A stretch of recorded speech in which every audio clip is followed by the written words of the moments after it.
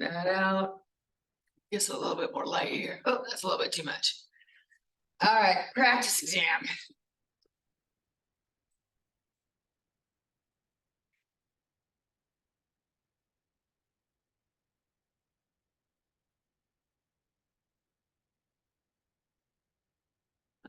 Math 65, dig 10.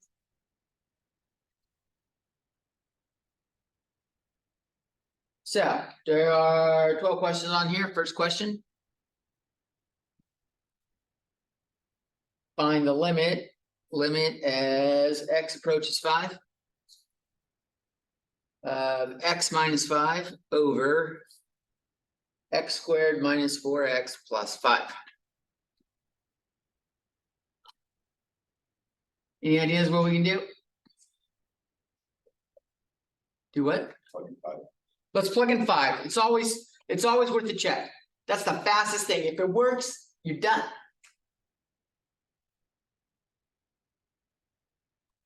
If I plug in 5, the top is 0, which is fine, so long as the bottom isn't 0.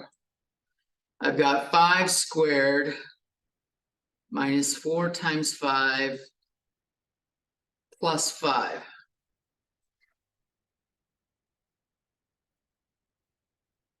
So I've got 0 over 25 minus 20 plus 5. That's 0 over 10. It's just 0.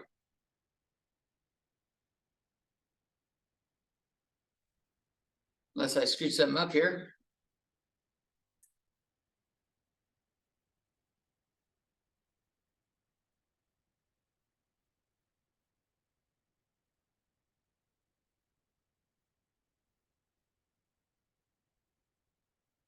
Let's see if that's true. Smooth.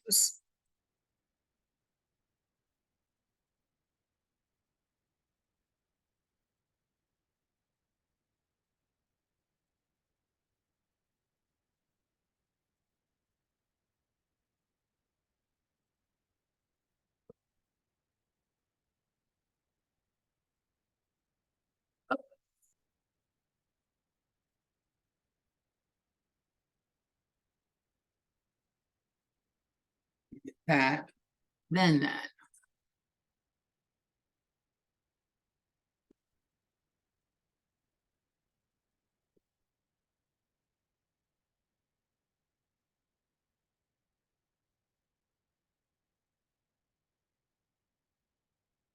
And limit as x approaches 5 is 0. Y value is 0.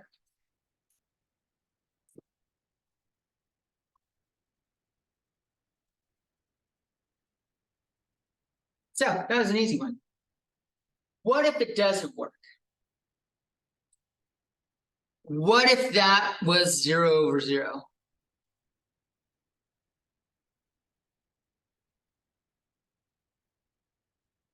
What's something else we could do there?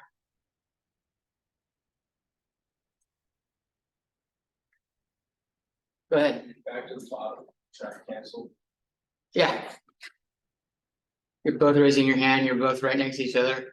That was great. So if we tried factoring the bottom, what would factoring the bottom get us?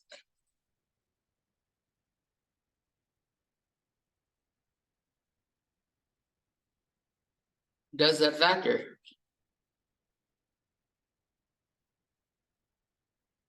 It doesn't factor, does it? So we would have to do the quadratic formula. X equals negative b plus or minus b squared minus 4ac over 2a.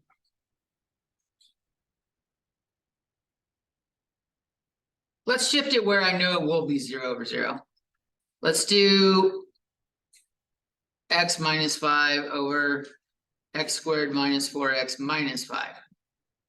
That one would give 0 over 0. And that bottom does factor. That's x minus 5 over x plus 1.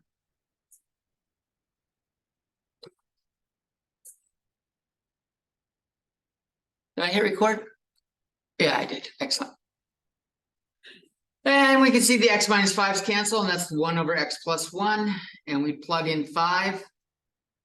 And we get 1 over 5 plus 1 equals 6, or 1 over 6.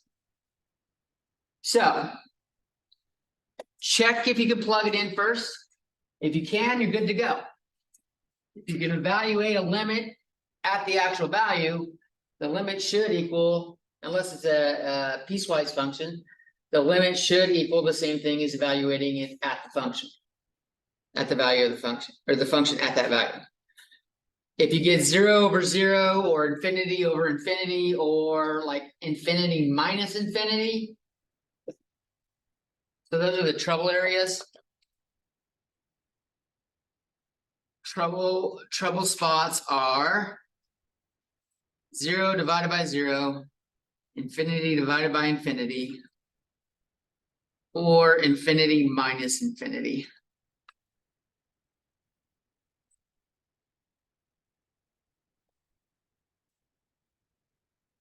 Yeah.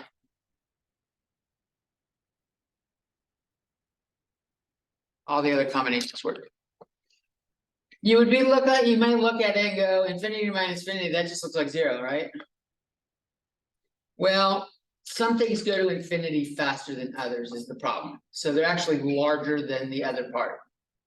It always bothered me when I was learning calculus. Because that sounds like a load of bullshit. Infinity minus infinity sounds like 0 to me. 2 minus 2 is 0. Any questions on that one?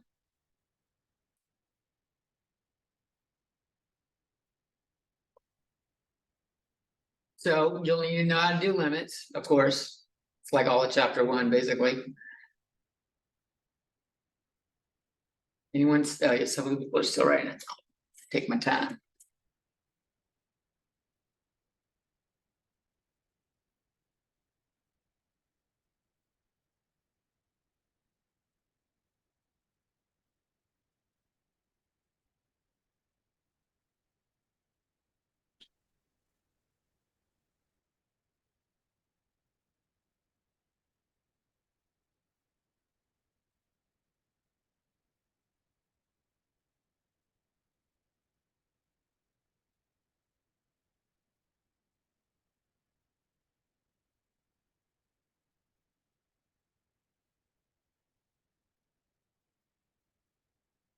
It's crazy you're getting your wisdom teeth tomorrow. I'm getting mine out on October 20th.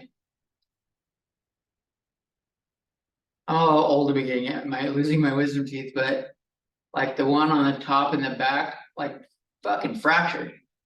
And I didn't feel it. I just know all of a sudden that there's like a ridge in my tooth that like my cheek brushes every once in a while, so it irritates my cheek. It doesn't hurt. But the dentist is like, we can't fix it, and that could go bad. It could become a toothache, it could become a problem. Then you're gonna hate getting your wisdom tooth pulled out. So you might as well get it pulled out ahead of time. I'm fucking fine. My dentist has been, every time I see my dentist, you know, you don't need those. We can take those out for you if they're bothering you. I'm like, they're not fucking bothering me. I know getting my wisdom teeth is gonna fucking hurt. Quit trying to.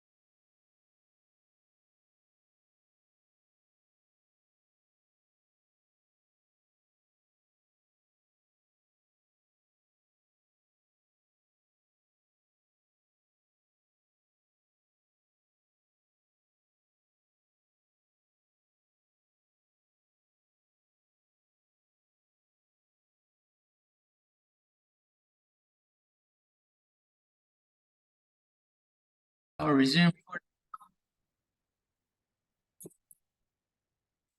Go on to the next problem now. That should have given everybody plenty of time to write it down. Oh, next one's fun. Limit as x approaches. What is that, 3?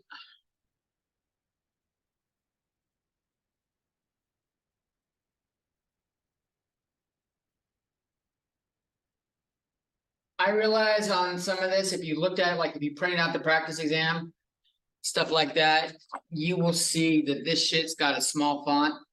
I'm gonna write the equations that have a small font on that, like the overhead during class. That way you guys can like see a larger version of the question. For those that have a less than optimal vision. Like old man up here. All right, what should I do here? We should always try plugging it in, right? Let's try.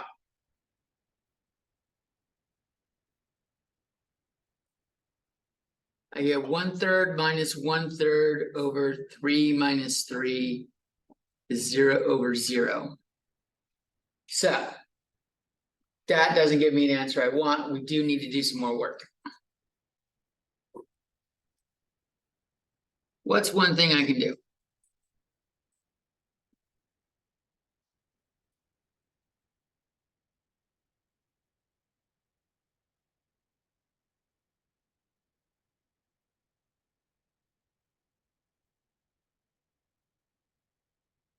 Who likes having a bunch of fucking fractions? Anybody? I'm not a big fan of it either. How can we address that problem? We multiply the top and bottom by 3 minus x. We can, it's not gonna help though. If we multiply the top by 3 minus x, this gets a 3 minus x on top. This gets a 3 minus x on top, and this gets a 3 minus x squared. So we haven't made any ground. But if you try it, or if you give it a try, you'll see that it doesn't get you any ground. So there's nothing wrong with trying anything at any given point. You just spend a little bit of time, you gotta erase it and go back. I was thinking more along the lines of like getting, like at least trying to combine them and get rid of them.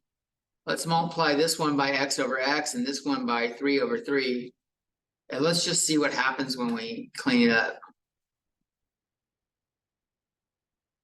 I get x over 3x minus 3 over 3x over 3 minus x. And if I put it together, I get x minus 3 over 3x over 3 minus x.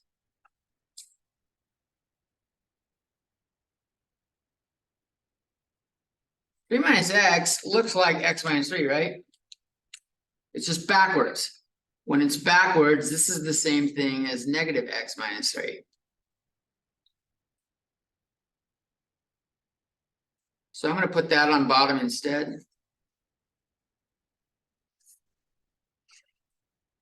And when you have a bunch of fractions, the bottom fraction, you multiply by the reciprocal.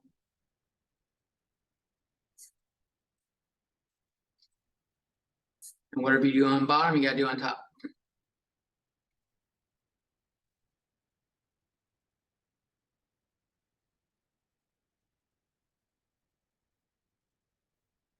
Yeah, all that shitty fucking algebra coming back. Now, the bottom is negative x minus 3 times 1 over negative x minus 3. The point of multiplying by the reciprocal is that it equals 1. So the bottom's 1 and we don't need it anymore. This is x minus 3 over negative 3x. I just moved the negative in front. X minus 3.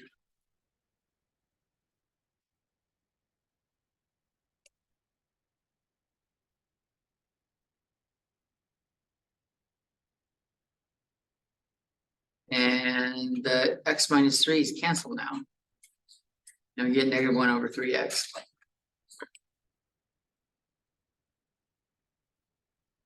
So some fraction manipulation going on in this problem.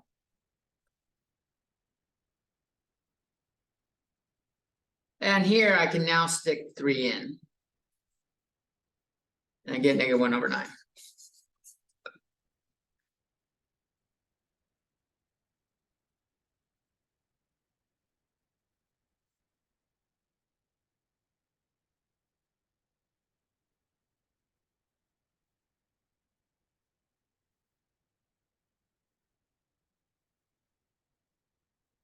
Questions on that one?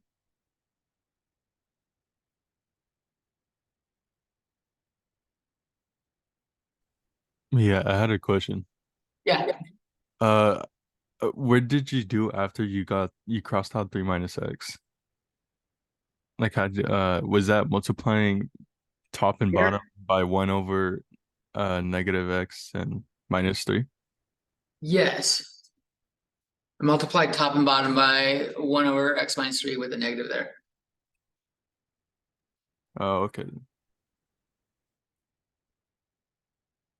Any other questions?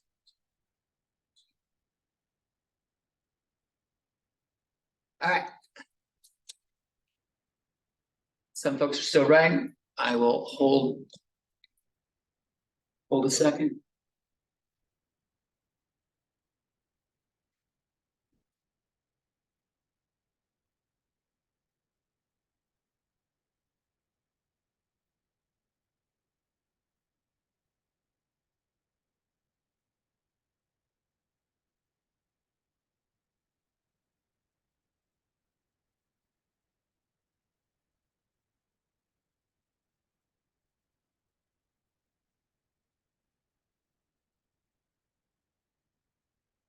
You guys ready? All right, next fun one.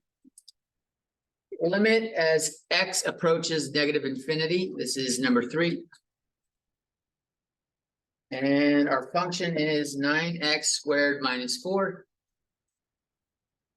over 3 minus x.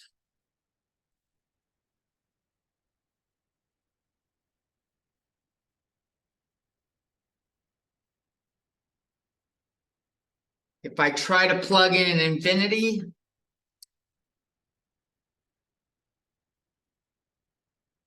or -infinity, the top becomes positive infinity because the x gets squared, so the negative turns to a positive.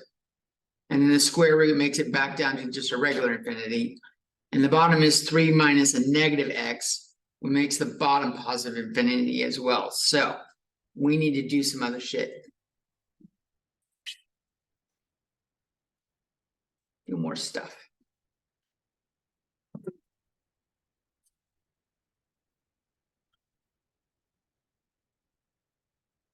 One of the tools we had was, like, if I look at this, just ignoring the 9, the square root of x is like x. So I kind of want to divide by,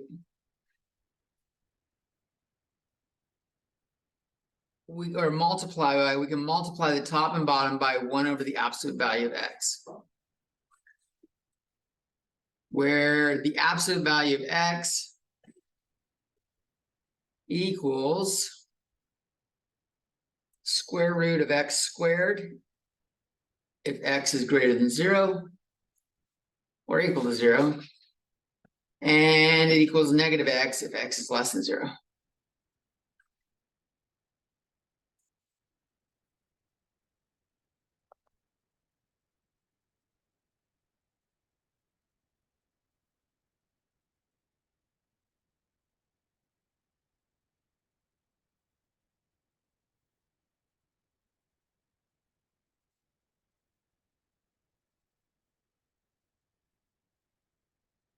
Here we can use whichever version suits us.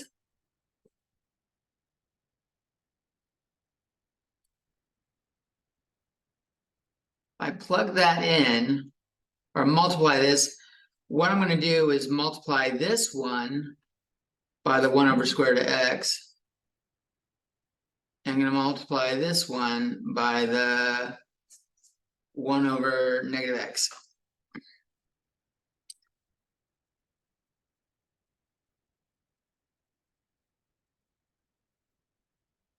And we still got a limit going as x goes to negative infinity in there.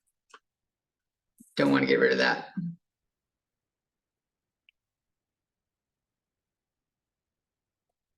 When you multiply it in, if it helps, write it like you're putting the x squared in on the denominator.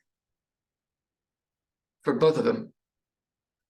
This one, I get a negative 3 over x minus x over negative x.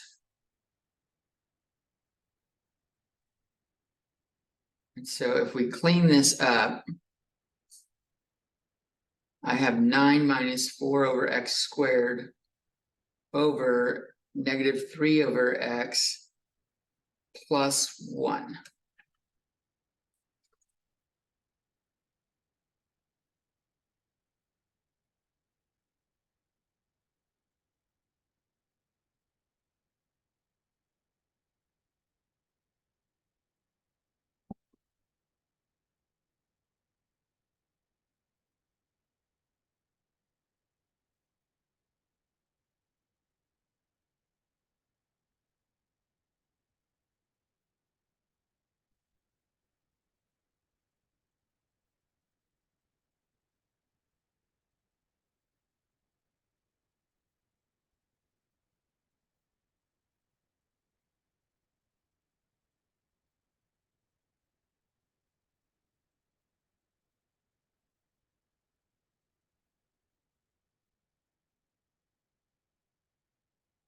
When we plug in negative infinity, you have infinity on the bottom and a number on top.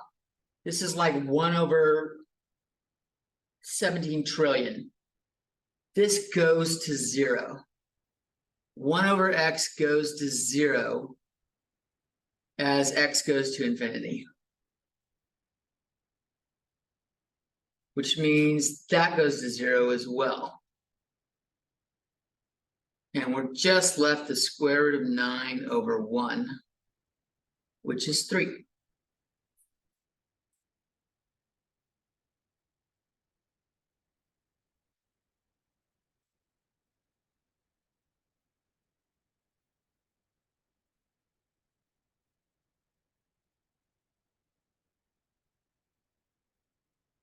Yeah, So how'd you know to use that absolute value rule, 1 over absolute value of x?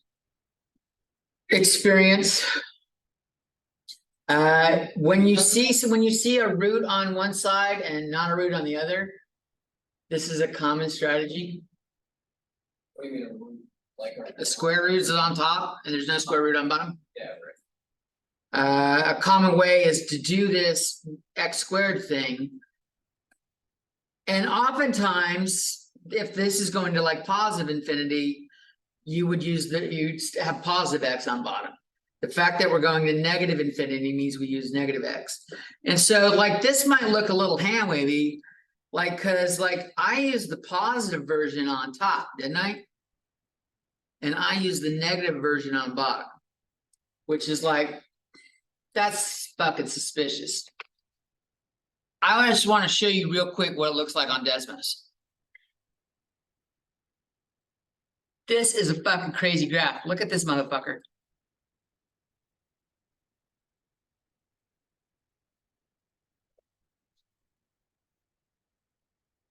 Like nothing going on right here in the middle. But as x goes to negative infinity, look at that. That's the y value is 3. As we go to the left, it's approaching y equals 3. So it is going to 3 as it goes to infinity, negative infinity.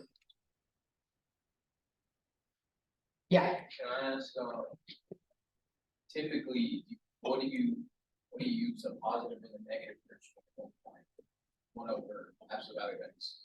Like, how do you know which one to use? The sign on the limit. Alright, so if it's a positive infinity. You just use the positive version on both. On both? Yeah, and like, if you take the square root of this, you just get x. So you'd be doing 1 over x here. Because isn't the square root of x just, or square root of x squared just x? Right. So you put the root on the top one, because it's squared, or just square root on top? Yeah.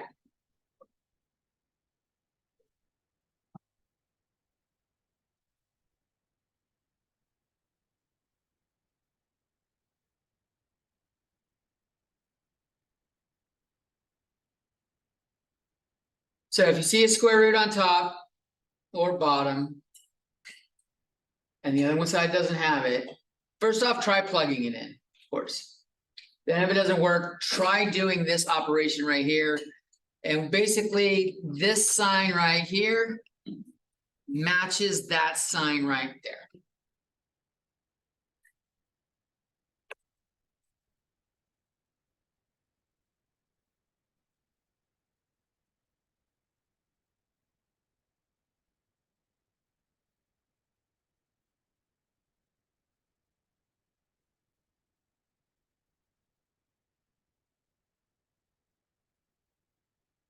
You guys ready for more? I bet that was one of the ones that gave you hell. Am I right, Matthew? That's great. It's not intuitive. Once you've done it once or twice on a couple problems, it's one of the things that there's not a lot of tricks into the trade that we have when dealing with these limits. We do conjugates, we can clean up fractions, and this is like one of the other tricks. The overall trick here is dividing top and bottom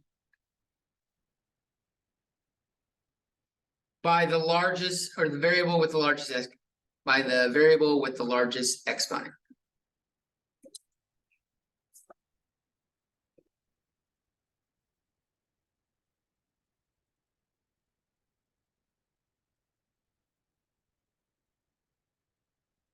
So if we have a limit as x goes to infinity of 3x squared minus 1 over 4x squared plus 2x plus, I don't know, or minus 16.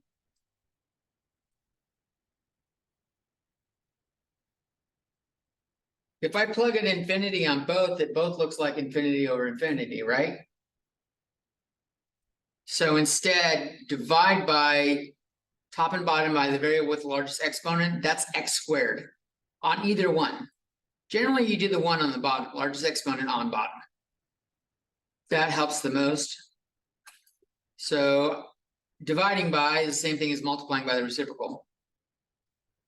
If I do that, I have the limit as x goes to infinity of 3 minus 1 over x squared divided by 4 plus 2 over x minus 16 over x squared.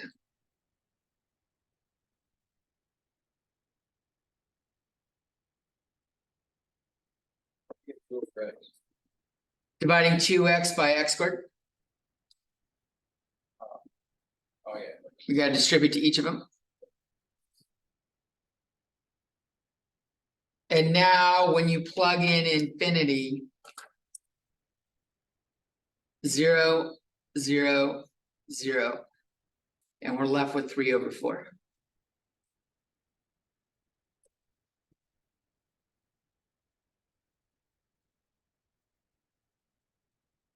This is a reliable trick every time, where you have like polynomials.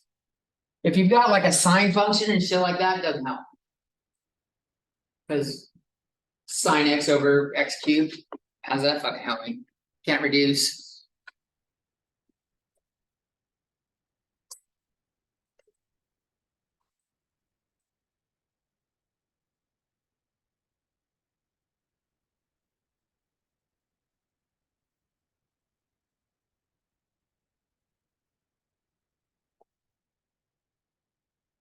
So that's the point of this practice exam, is to remind you of all the little tricks of the trade. I don't know that I ever put it to you in words like this. And if I didn't, that's my bad. I know we covered dividing by shit, but I don't know that I put it like that.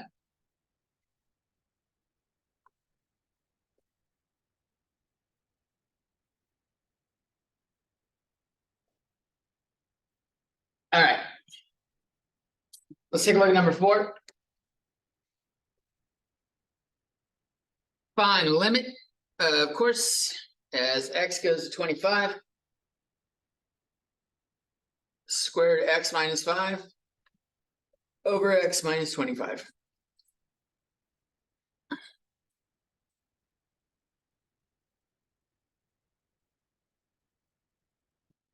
First off, plug it in, see what you get.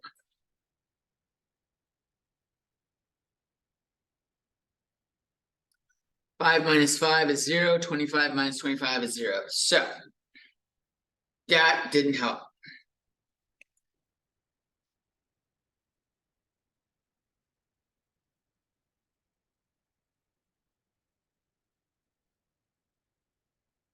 The 1/x thing.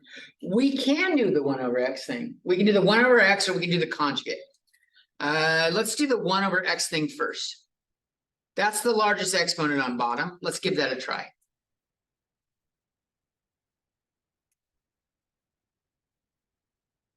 If I just distribute that, let's see what happens. I've got square root of x over x minus 5 over x equals 1 minus 25 over x.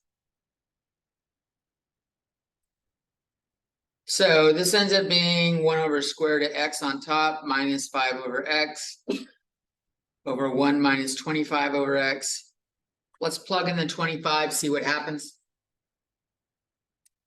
I've got 1 over root 25 minus 5 over 5 all over 1 minus 25 over 25. That's a 25 right there.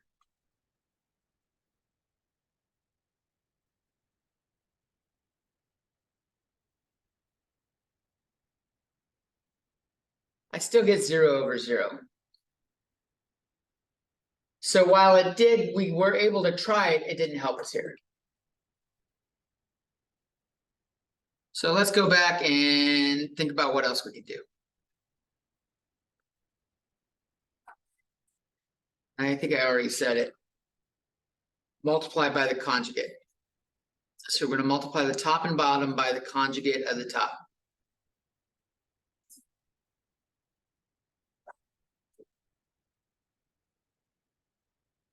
Is there a reason we do the conjugate at the top and not the bottom?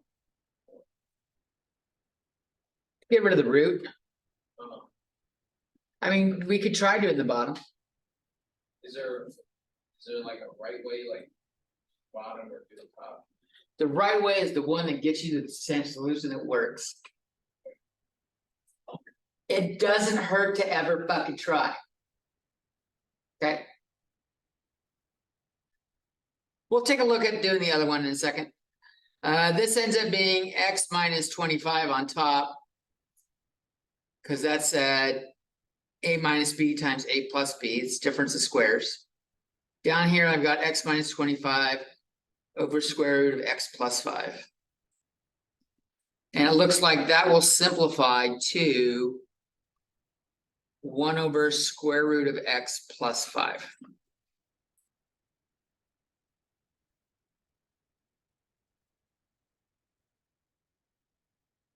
And now when we plug in 25, we don't have the problem.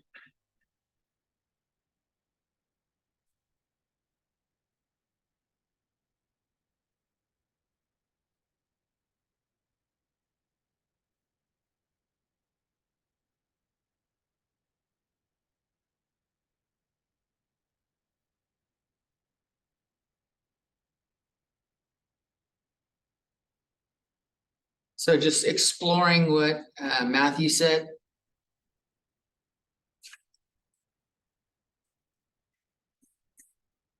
We're going to multiply top and bottom by the conjugate of the bottom and see what that gets us. Oh, I already don't like this.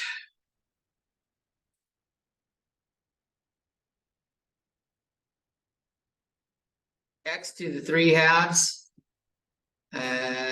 plus 25 root x minus 5x minus 120. I don't know if this is helping me any. If it looks fucking convoluted like this, it's probably not the way you want it to go.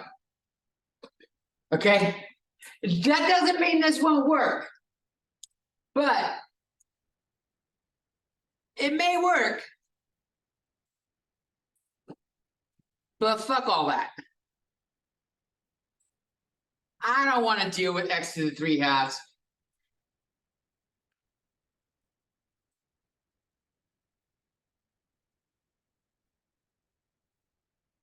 The bottom's gonna go to 0, which is already not looking good.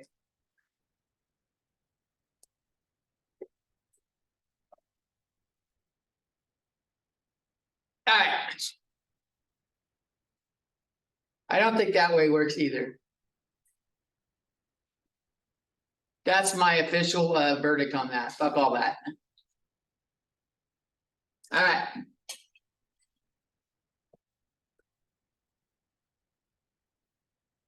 Is ready for more? Okay.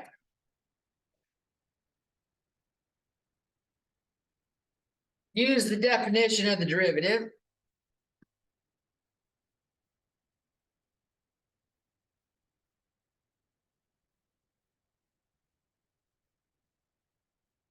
To find f prime of x.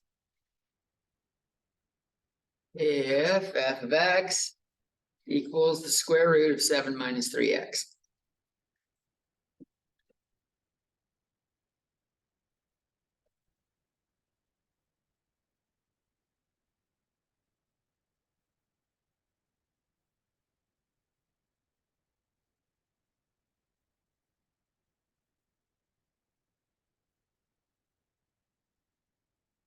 What's the definition of the derivative?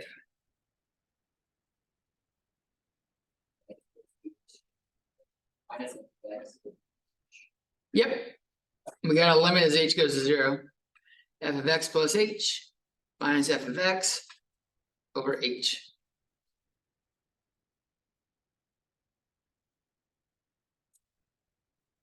Or you could put the h out front like that, which I think is the easier way to write it, to be honest. Those are equivalent. Let's try that here.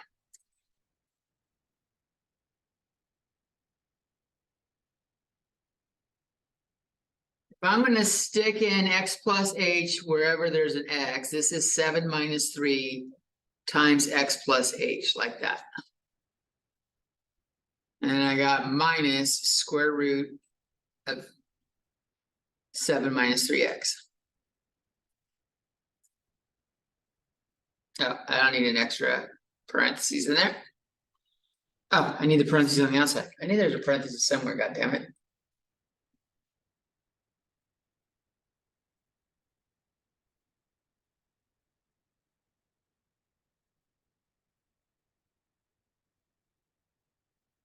So here it might actually have been helpful to have the h down below, because it reminds us that it's a fraction. And by reminding us that it's a fraction, it might help us to remember, oh, we can do that fraction shit. Let's multiply the top and the bottom by the conjugate. So I'm going to distribute that -3 right there. I'm going to -3x minus 3h right there. And then this becomes the plus 7 minus 3x.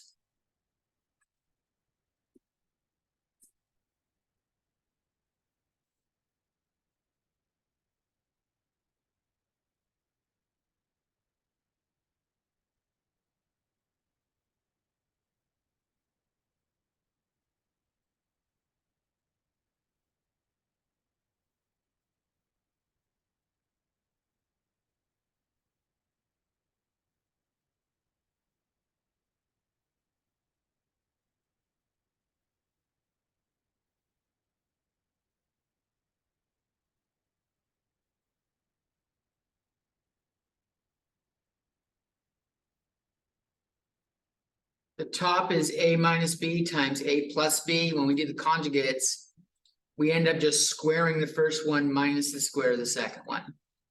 7 minus 3x minus 3h. That's the square of the first one. Minus the square of the second one is 7 minus 3x. That's the top. So that's a squared minus b squared. The bottom, we're still left with that good old glorious clusterfuck of a conjugate.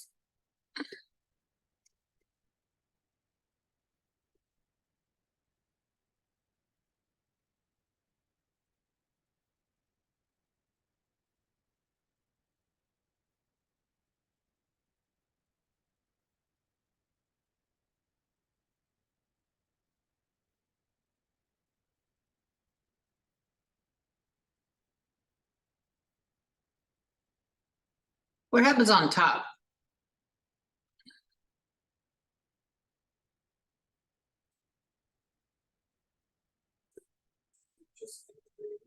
It simplifies to just negative 3h, right? We've got 7 minus 7, and we've got negative 3x minus negative 3x, which would be plus 3x. So negative 3x plus 3x cancel. That was the point in doing it. The bottom, we still have that giant old nasty piece of shit right there. And it sucks rewriting it down every time because it takes a while to write. But if you don't write it down, you're gonna fucking forget it later on. So just write it down every time. It really sucks.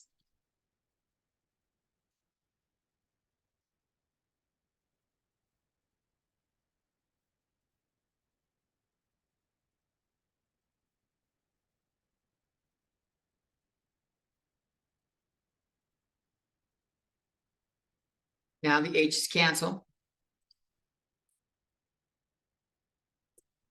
And I have limit as h goes to 0 of negative 3 over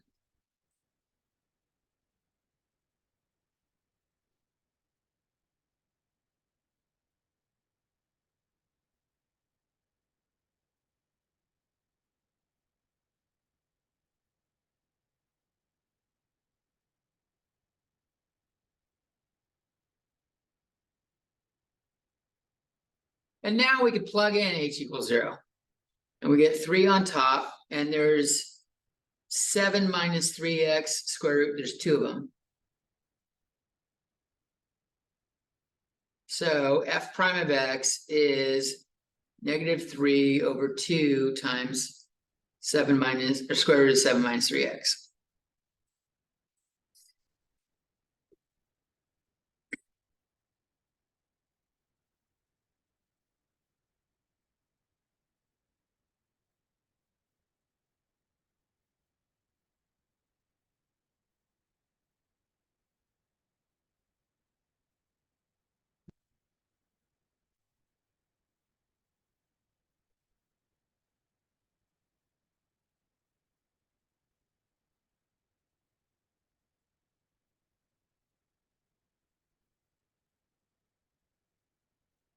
Now, if you're wanting to save yourself some writing, handwriting, I said keep writing it down every time. But that doesn't mean you can't like do a little substitution. You could say fucking smiley face equals square root of 7 minus 3x minus 3h plus square root of 7 minus 3x. And then write this bottom as h smiley face. H smiley face. Just when you get to here, smiley face, you need to unpackage smiley face later on. It'll save yourself some writing while you're doing it, because that took a while, writing that each time. You should write it the first time, so you see what's going on, and you should label it if you're going to do a little substitution like this. It'll save you a little bit of writing, but you have to remember to put it back. If you don't put it back, your answer's going to be wrong, and I don't know if it's going to be a red pen I use, but you're going to have a different colored ink on your page. I like to change that. Students never know what color I'm going to mark their shit wrong with. Sometimes it's red, sometimes it's blue, sometimes it's green, sometimes it's purple. Now, this is one of the questions on the test, or like there is a question that is use the definition of the derivative. There is also the follow-up question, which is do this without the definition of the derivative. So number 6 is find f prime of x if f of x equals square root of 7 minus 3x. And I specifically said using the power and chain rules, because if I don't, someone's just going to say, well, I got the answer on the first question. That was f prime of x. I'm done. That's not the point. The point of this is to verify that previous answer right here. So f of x instead of using the square root, I'm gonna rewrite that as 7 minus 3x to the 1/2 power.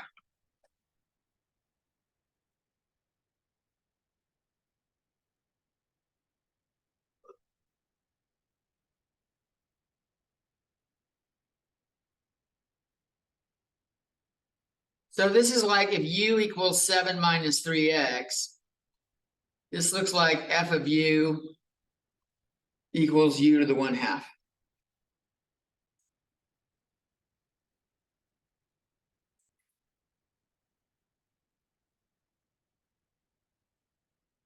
And if I take d dx of that, I get f prime of u equals the derivative of that side. And then I gotta still do du dx. Because u is a function of x. In both scenarios, or you could just bring the power down. If you don't use the u, you just bring the power down and you lower the top thing by power. Lower it by 1. And then you multiply times the derivative of the inside. The derivative of the inside is -3. That's my du dx.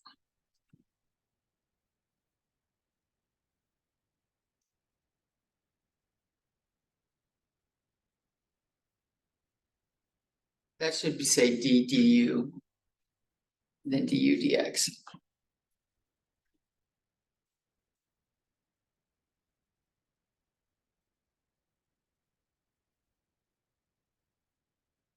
So what do I have? I have,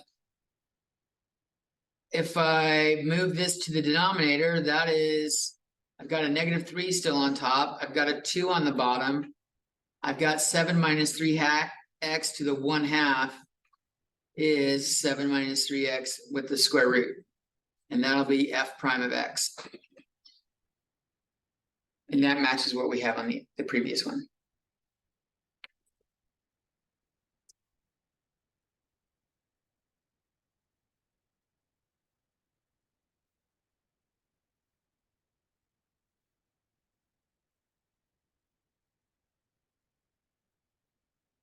So it matches.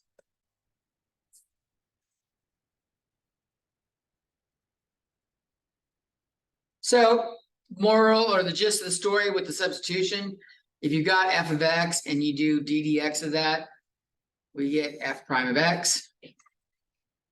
If you replace u with whatever's on the inside,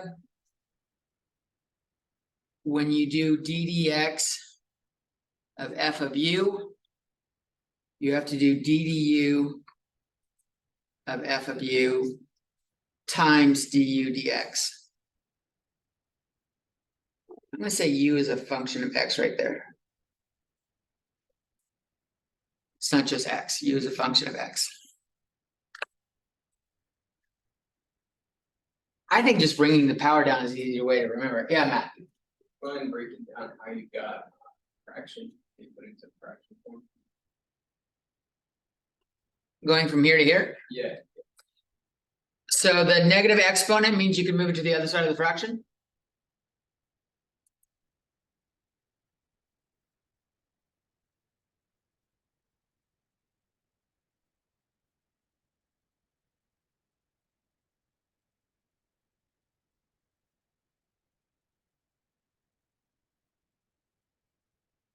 So just focusing on the 7 minus 3x to the negative 1/2. This becomes 1 over 7 minus 3x to the positive 1/2. And that 1/2 exponent does mean square root of 7 minus 3x.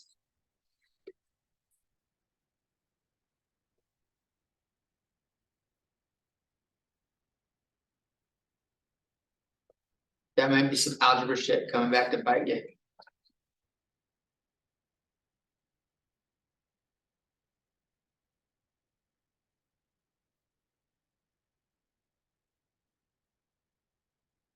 You guys ready for more? Or you guys want a 5-minute break?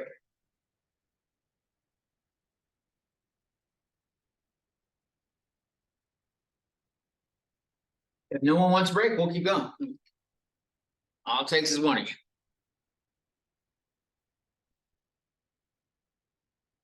We're still writing though, so I'll be patient.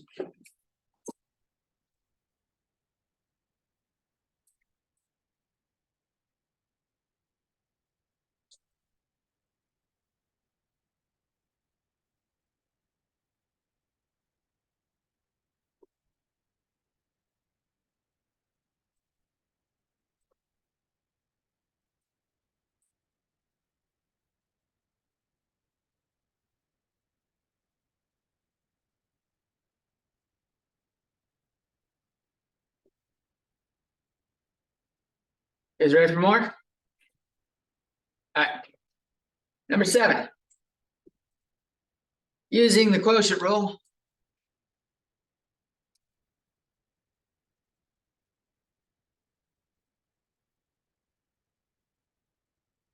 Find f prime of x if f of x equals sine x over x.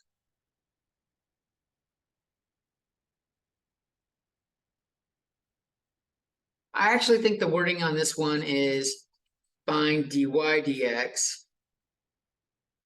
And that's if y equals sine x over x.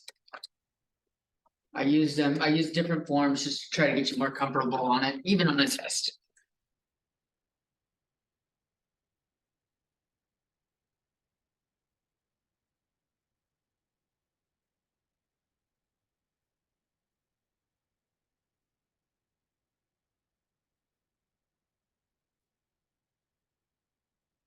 Yeah, If I were to do the power work. Actually. no. But you do need to get used to this because there's some notations that f doesn't really work well. Like saying f of x and f prime of x. Well, f prime of x means doing d dx of f of x. But if I did d dt of f of x, do I call it f prime of x? No, you shouldn't, but people do. So like it's important to know that. If you write either way, I'm okay with it. So, quotient rule. High prime low minus high low prime over low squared. Or low d high minus high d low over low squared. If you remember the little song jingle, or you remember it like the product roll, but with the negative sign, they both end up producing the same shit. So high is sine x, low is x. High prime is cosine x, low prime is 1. So let's assemble it. What we got? Dy dx equals high prime low cosine x times x minus high times low prime, which is 1. All over low squared, which is x squared.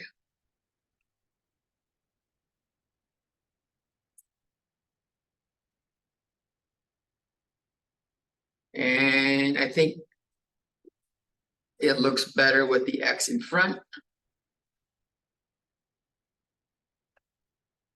That's it. It's a fucking short problem. This is do you remember the quotient rule and know how to use it?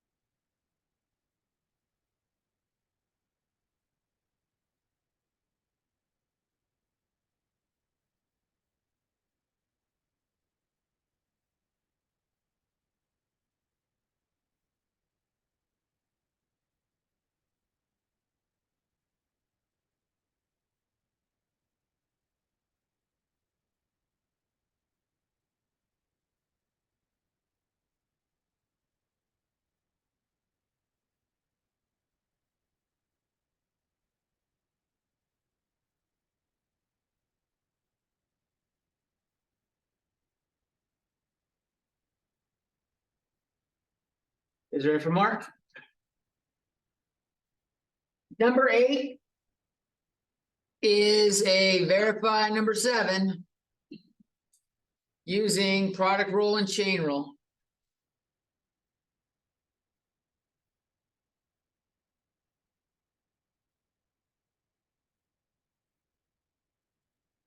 So we had y equals sine x over x. And I can rewrite this as y equals x to the negative 1 sine x.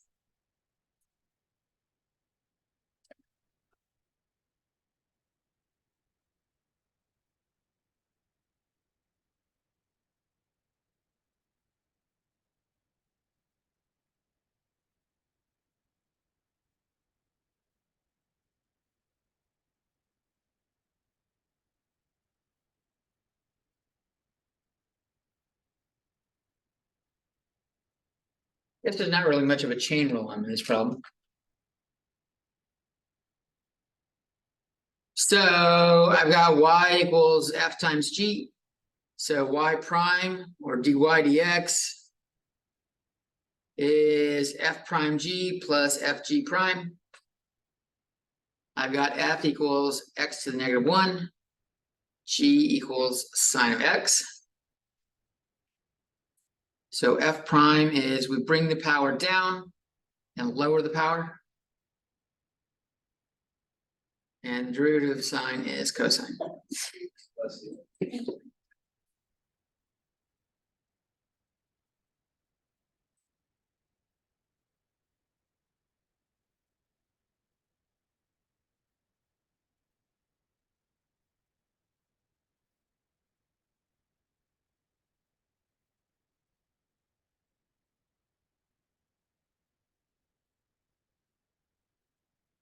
So let's assemble that.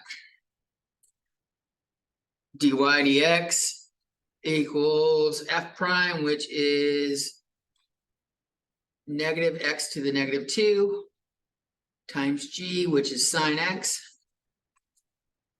plus f, which is x to the negative 1 times g, which is g prime, which is cosine x.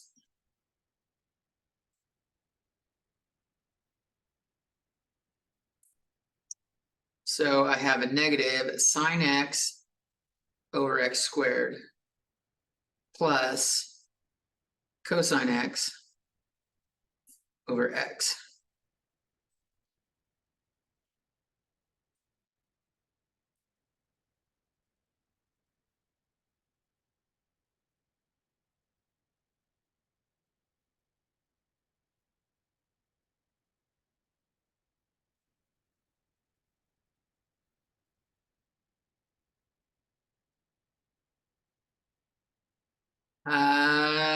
We want to make it look like number 7 so we can verify our answer. So let's get a common denominator. I'll multiply this by x over x. And I get negative sine x over x squared plus x cosine x over x squared. And if I put them together and put the x cosine x first, it will look like the last problem.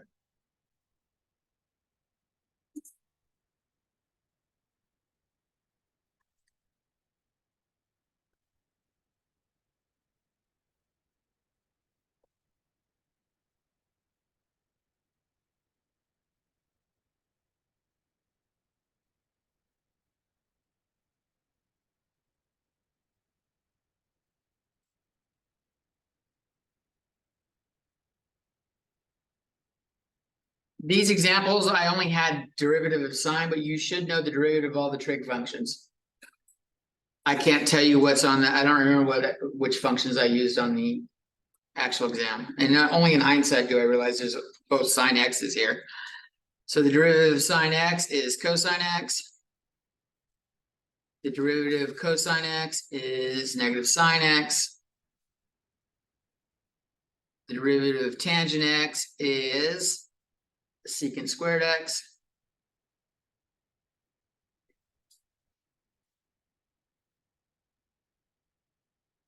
Then we got, this turns into We do the reciprocal, we want the derivative of cosecant x. We want the derivative of secant x. And we want the derivative of cotangent x. Secant is secant tangent. Believe it or not, those are the four I have memorized. And I remember the other two, the cosecant and cotangent, look like similar to tangent and secant. So cotangent gives me negative cosecant squared. And cosecant gives me negative cosecant cotangent.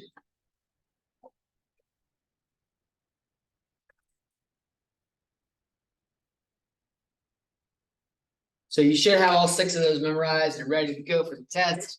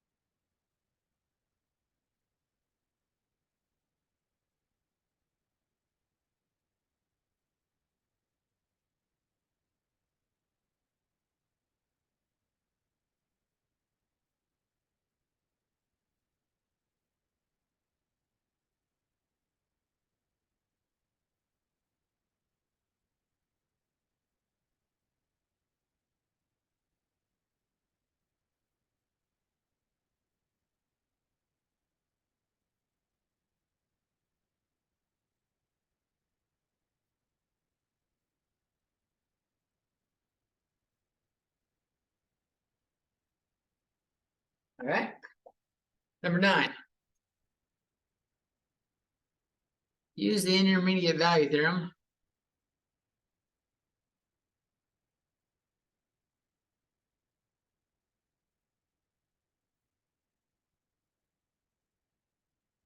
To show that cosine x equals x has a root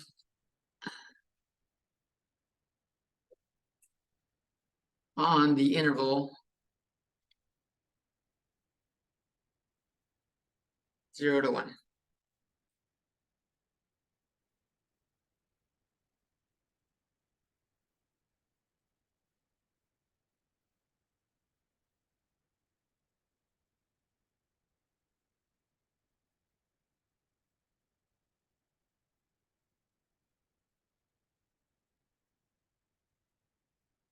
So normally when we show something has a root is saying f of x equals 0. Let's say f of x naught equals 0. So the root is at x naught, which means you have a point x naught 0. That's what root is. You intercept the x-axis. That's some good old algebra term. This isn't really written as a something equals 0 though, is it? Well, we can make it. We can force it. We can subtract one side from the other. Whether you do cosine x, whether you do cosine x minus x equals 0 or x minus cosine x equals 0, we can call either one of these f of x.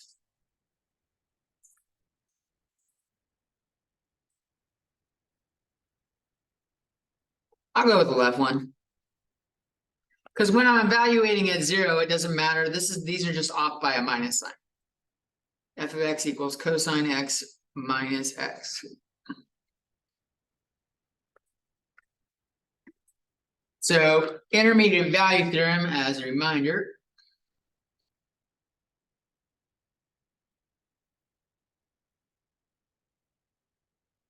says on an interval, something has a root if one of them is positive at one point and the other one is negative, or vice versa. I did red dots go together there, or I could have like one is below the line negative there and one of them is positive over here.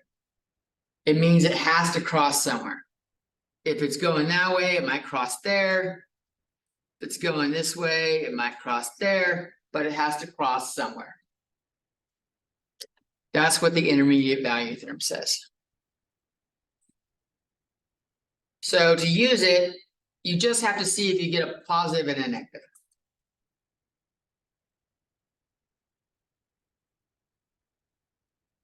To use the intermediate value theorem, IVT, show one value is positive and one is negative.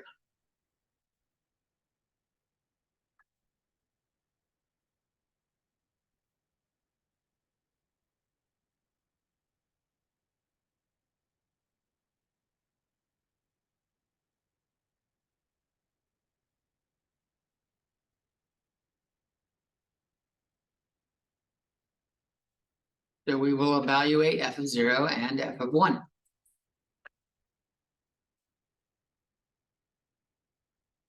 F of 0 is cosine 0 minus 0, which is 1 minus 0, which is 1.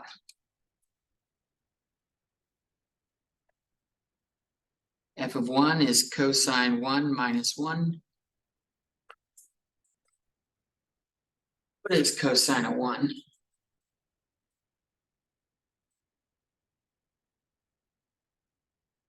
Nope, that's in degree form. I need it in radians.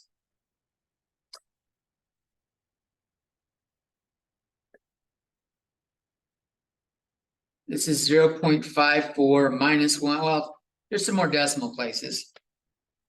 But to 2 decimal places, this is negative 0.46. So it looks like I got the red line on my graph.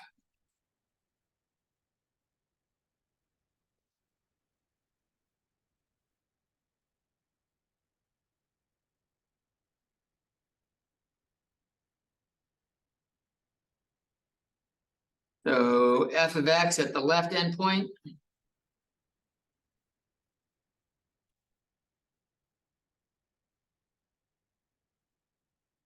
F of x is greater than 0. At the right endpoint.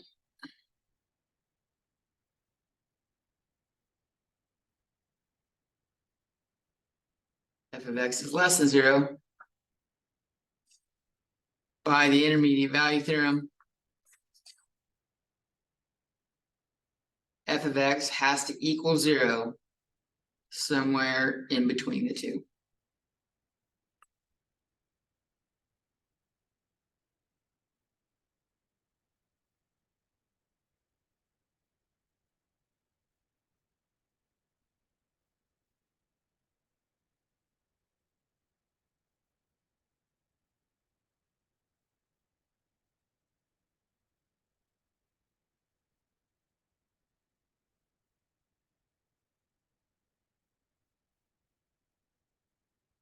This theorem requires continuity.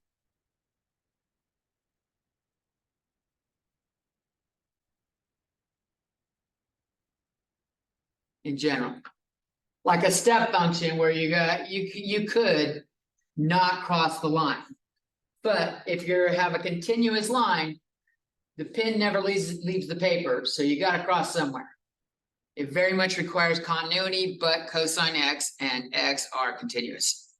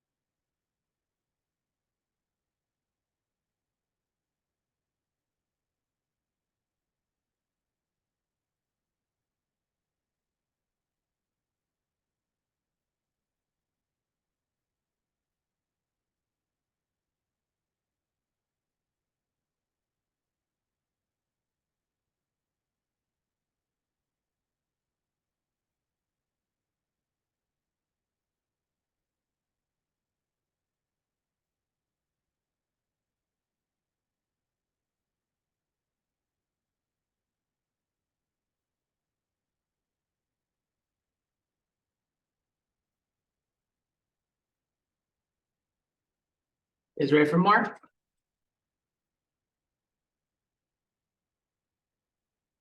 Couple people are up and at 'em. Let's give them a 5-minute break real quick.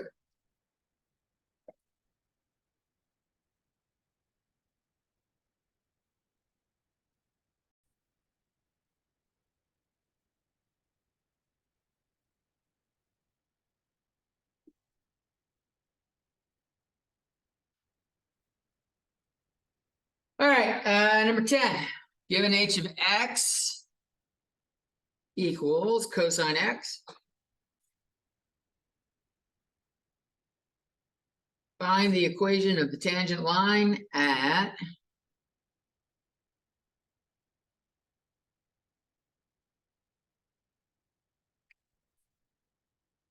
x equals pi over 3.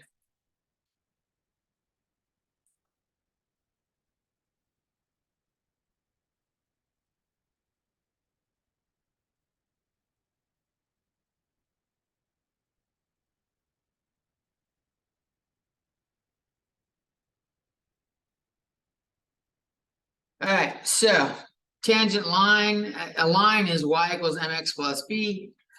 We need the slope and we need the y-intercept. So slope we find with derivative. And y-intercept, we just plug it in, right? That's not even the best form. Maybe we should do, I don't want to show where it equals 0. Let's do the other form of this is y minus y1 equals m times x minus x1. So here we need y1. Y1 is at cosine of pi over 3, which is 1/2. So we've got the point pi over 3 1/2, and we'll use that when we have the derivative.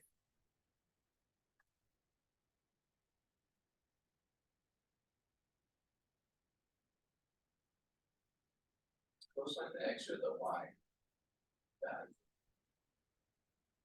Cosine x is the y value. It's the h of x. I mean, Whenever we're doing graphs, we have x along this and y along this, and we usually say y equals f of x.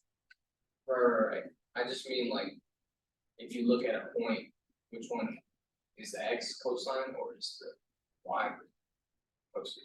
Oh, like a general, Yeah, x goes with cosine, y goes with sine oh, on the unit circle. Yeah. That's an unrelated topic because we don't have a circle here. but you can use if you know the unit circle, you can find the location, cosine pi over 3. Find the value there, Yeah, yeah, that's how I. do it. okay, yeah. I'm just making, yeah, okay, that's fine. Yeah, you're doing x is cosine of pi over 3. Well, hold on here. Because x is cosine, y is sine, Matthew. I don't want you to find the y value trying to do sine of pi over 3. Because that's not correct. So on a unit circle, we have some point xy. We can call that cosine theta, sine theta. And it's based off the angle there. Right. The x is now inside the cosine. So don't try to find y value up here, the 1/2, by doing sine of pi over 3. Because if you try to do sine of pi over 3, which would be sine of x, you're going to get √3/2, which is not the right answer. It's 1/2. So they're unrelated ideas. Now, you can go, what angle is pi over 3 at? Oh, that is the angle pi over 3.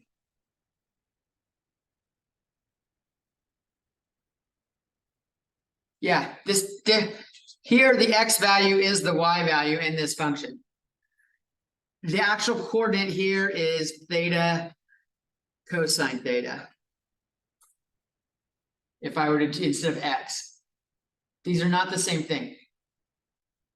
Don't do this. Sine will be the derivative, it's in the derivative, but. Just focus on the graph of cosine X.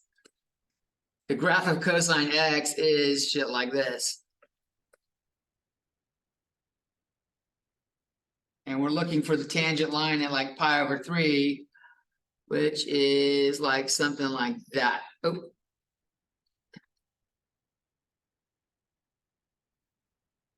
So it should be negative, yeah.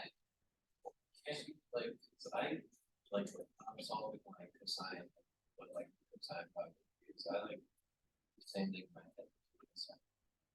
5/3, that's 20/4 squared. Yes, And I know that cosine X value.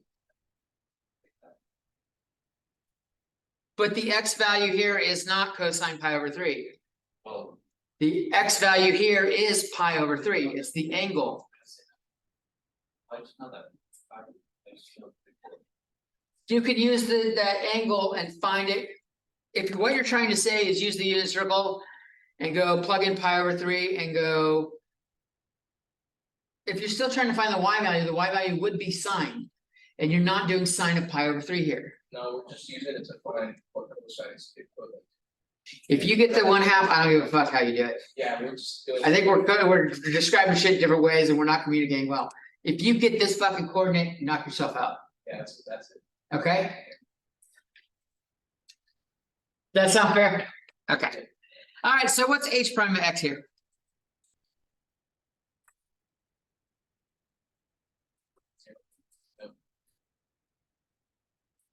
Well, h of x was cosine x. What's the derivative of cosine x? Negative sine x. Now evaluate it at pi over 3. To find the slope at pi over 3. That should be negative root 3 over 2. That matches this. My m is less than 0 here. It's downward. So pictorially that matches with what I got on my graph. So I got y minus y1, which is y minus 1/2 equals m, which is negative root 3 over 2 plus times x minus pi over 3.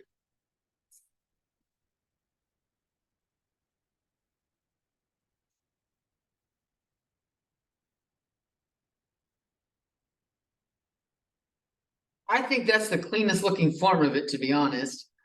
If you solved for it, you could get negative root 3 over 2x plus pi root 3 over 6 plus 1/2, but that looks like shit.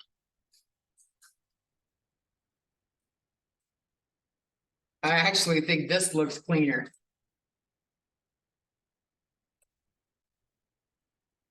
Like this is in y equals mx plus b form.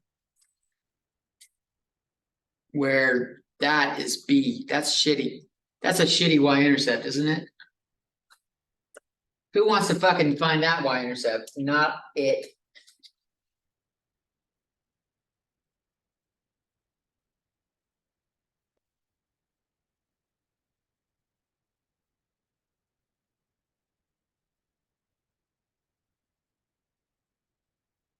Two more. And then I gotta discuss Matthew's request. Matthew has asked very kindly if you guys will be allowed to use note cards. So you gotta wait for that verdict. 11. Use f of x to answer the following questions. Answer A, B, C. F of x is square root of negative x for x less than 0. It is 3 minus x for 0 less than or equal to x less than 3. And it's 3 minus x, that quantity squared for x greater than 3. That is f of x. Part A says find the limit as x goes to 3 negative of f of x. Limit as x goes to 3 positive of f of x. And f of 3.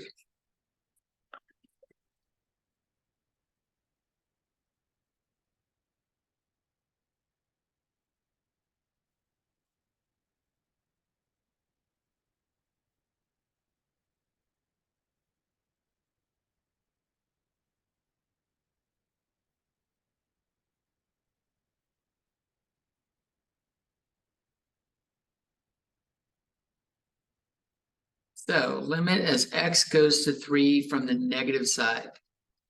From the negative side, we're coming at the side from x is less than 3. That function is 3 minus x.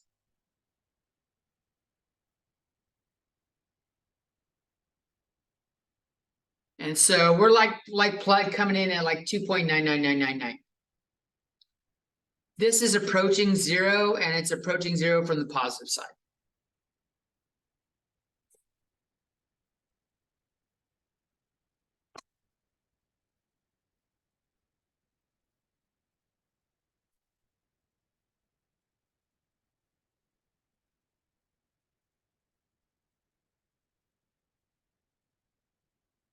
The limit as x approaches 3 from the plus side. Well, from the plus side is where x is greater than 3. That function is 3 minus x squared.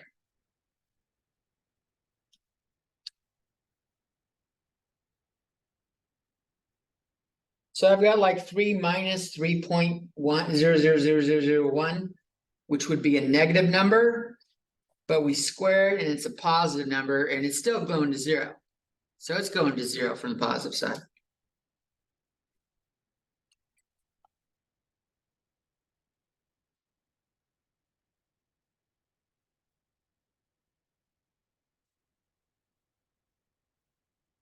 What is f of 3?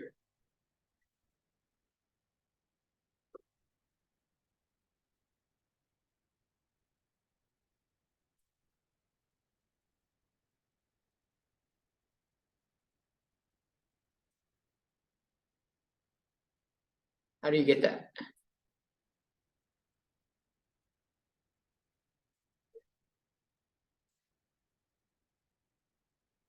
Plug it into like both of these? Yeah. I like the idea. I like where you're going. But neither of them say equal to 3. Yeah, Since we don't have besides function, it's not there, right? It's undefined.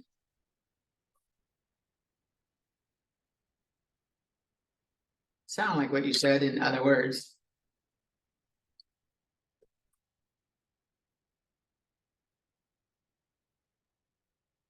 Or you can put undefined or does not exist, DNE.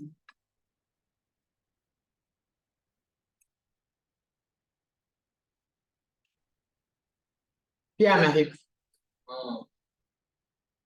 When we have a problem like this on an exam, we have to explicitly put like a positive and negative sign on the No. zero. No. No.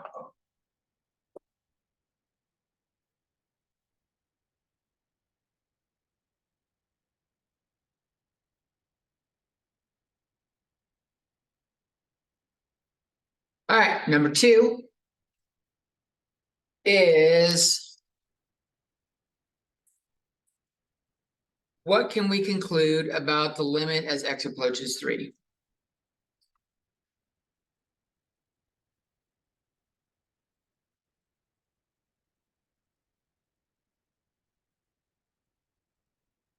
Of f of x.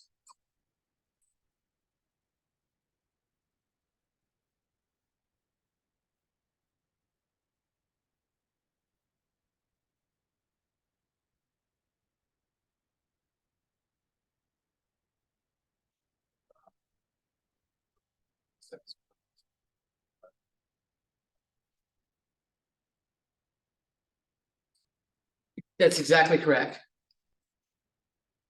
Because, and for the exact reasons you said, the limit as x approaches 3 minus of f of x equals the limit as x approaches 3 positive f of x. They were both equal to 0. The limit as x approaches 3 of f of x equals 0.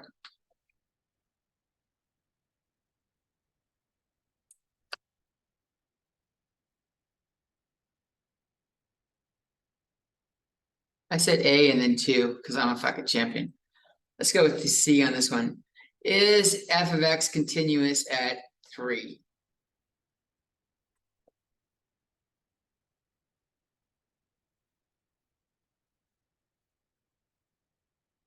X equals 3.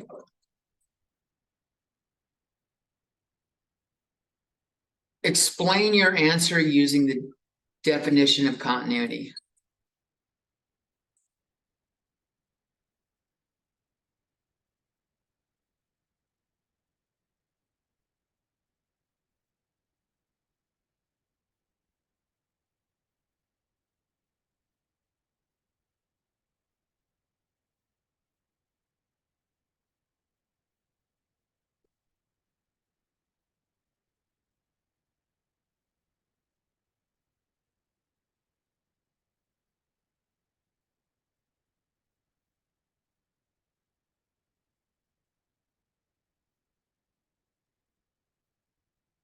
So the rules for continuity,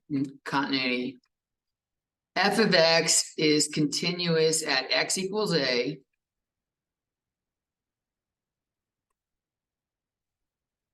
if all three of the following conditions are met. A, f of a is defined. B, the limit as x approaches a of f of x exists. And C, the limit as x approaches a of f of x equals f of a.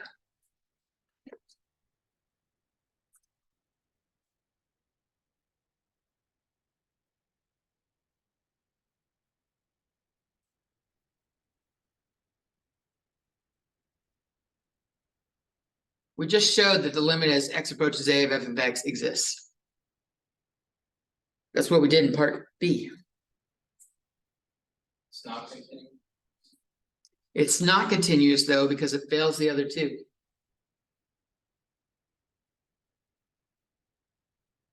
F of x is not defined at x equals 3.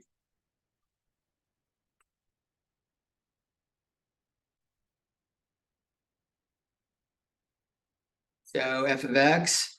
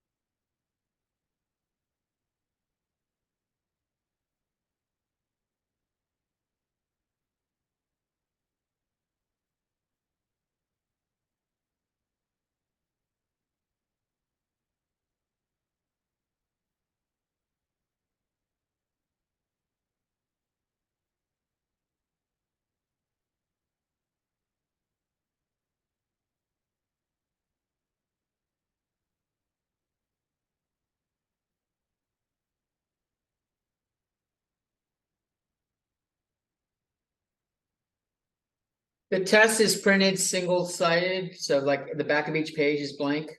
So if you need more room to write your answers, just say C backside and write on the back of the page. There's 2 questions per page, I think, for most of the questions. I think a couple of questions have more than one, like have a full page to themselves, just to give room, I think.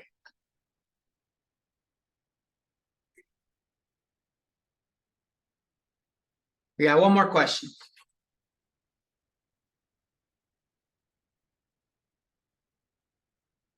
Given f of x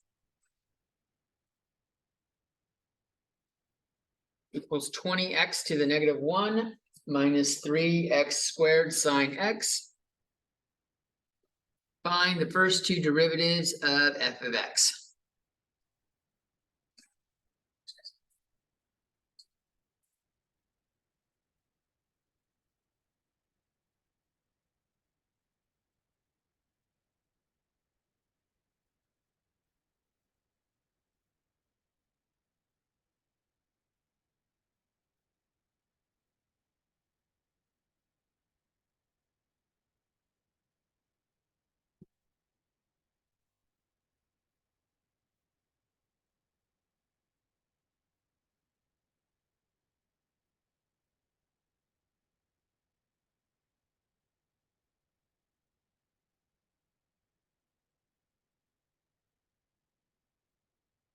So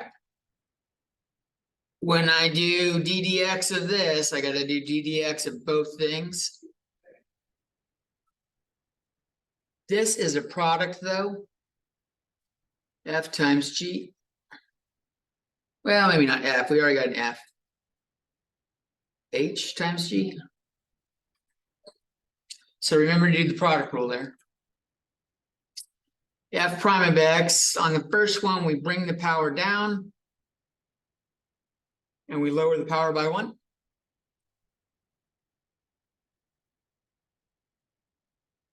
This one, we're gonna do H prime G plus HG prime.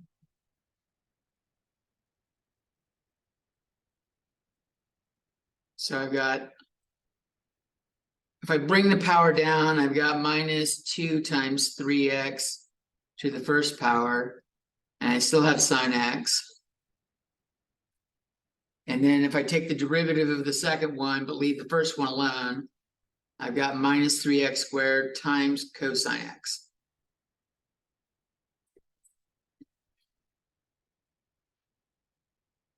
So f prime of x equals negative 20x to the negative 2 minus 6x sine x minus 3x squared cosine x.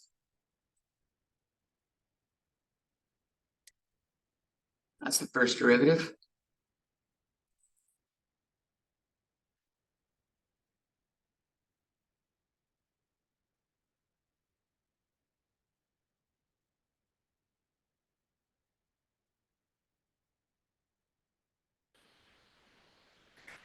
Could you just use the chain rule? What do you mean? Like on the second, like instead of doing the product rule, can you do the chain rule for the 3x squared and sine x? The chain rule is one function inside another. Is there one function inside the other here? No, I guess not. No, never mind. All right. Next part, second derivative. Bring the power down and lower the power by 1. Well, look at this. We got to do product rule on both of them. Yeah. Double dose product rule. Fuck yeah. So the first one, we've got negative 6x. So if I do the derivative there, I just have negative 6, and I leave the sine x alone. And on the second one, I do leave the 6x, and I take the derivative of the sine x, and I get the cosine x.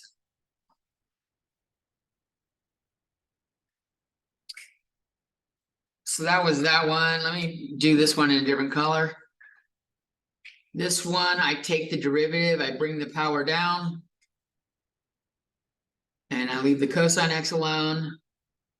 And then I leave the negative 3x squared alone and take the derivative of cosine x, which is negative sine x.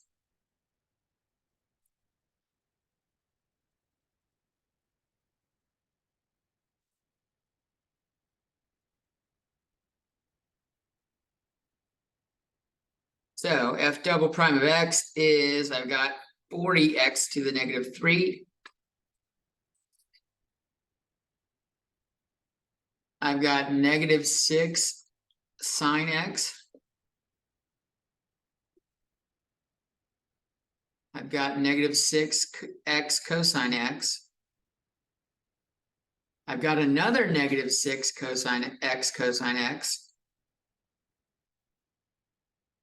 And I've got +6x squared sine x. So if I clean that all up, two of those combine.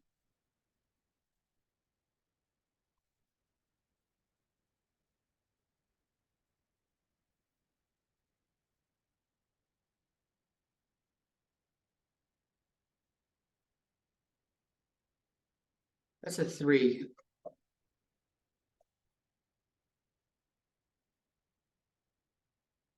That should be the second derivative.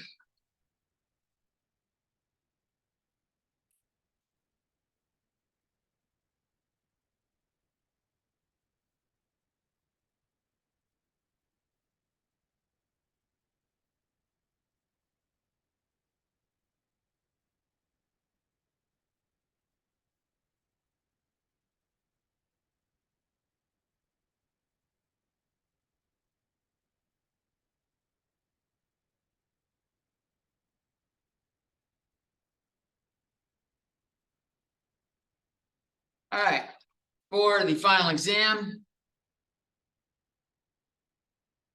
you may use a 3x5 card with one rule.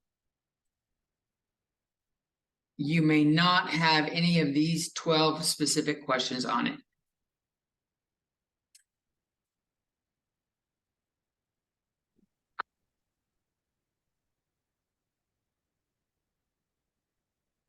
And you have to turn the card in at the end.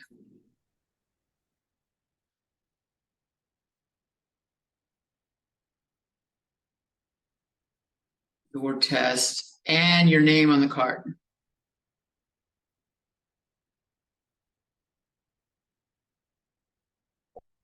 If you want to design 12 problems that are similar to these and solve them and do that on your own, that's fine. I don't have a problem with that. If you want to fill it with formulas, functions, all that good shit, do that. If you need a reminder of all the trig identities, shit like that, and trig derivatives, have that on there. You just cannot have the 12 questions I have just solved here for you. If you come up with your own questions that are similar and solve them, you're free to use those. And then put your name on it, and when you turn in the test, you can turn it in with the test. Those are the rules for the cheat sheet. 3x5 card.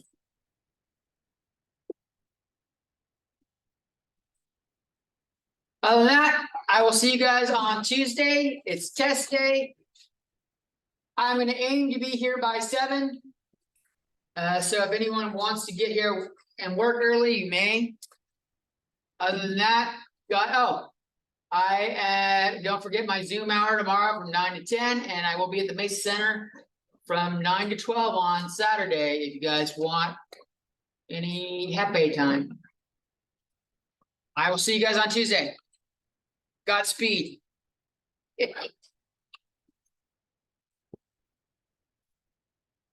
I always like Godspeed. They always say that only when you're about to get into some shit that's probably going to kill you. But my test shouldn't kill you.